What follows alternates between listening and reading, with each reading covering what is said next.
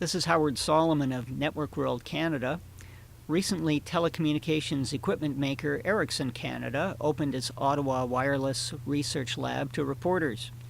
After touring the facility, which used to belong to Nortel Networks, I talked to Chief Technology Officer Dragan Nerandzic about the work being done there on next-generation wireless technology, LTE, which Canadian carriers are preparing for.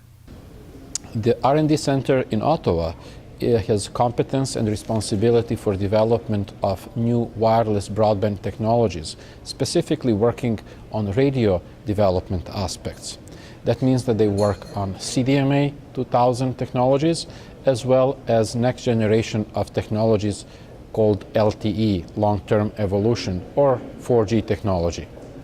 Great. LTE is a very flexible technology. It is fourth generation technology, but it can be used in different fashions. Operators that have lots of spectrum and they have capability to deploy it across all spectrum holdings, they can actually accomplish peak data rates of up to 150 megabits per second. However, operators that have a little bit less spectrum will proportionally get lower data speeds. What we expect to see in the market are average data rates between 30 and 50 megabits per second, and those are the rates that we see consistently in networks where LTE has been deployed. It is growing very rapidly. Market adoption and number of operators that are deploying LTE is growing rapidly, and we see growth of that ecosystem expanding.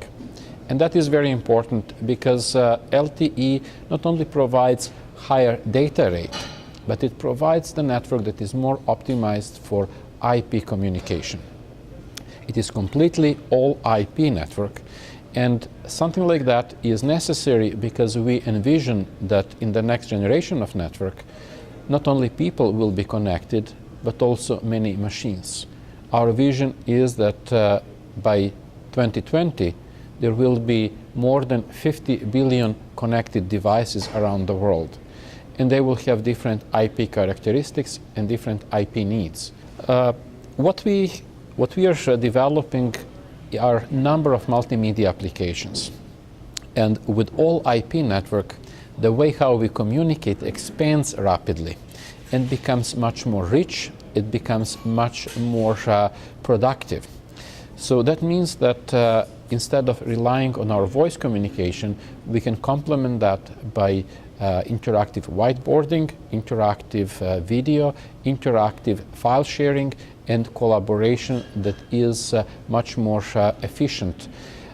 This is something that can be deployed across multiple industries. Health industry is one of them, but it is equally applicable for people that are working on different types of emergency situations, either if we talk about firefighters, if we talk about police force, or when we talk about people that are working on some critical equipment repairs and handling unique situations. The way how we see that these applications will be embraced by capability of technology. Underlying technology needs to be powerful enough to take advantage of these capabilities and provide good quality of experience. Of course, if you're doing a video call, you really want to make sure that you have full motion picture that is not grainy, that has usable resolution, and that you really take advantage of that video communication.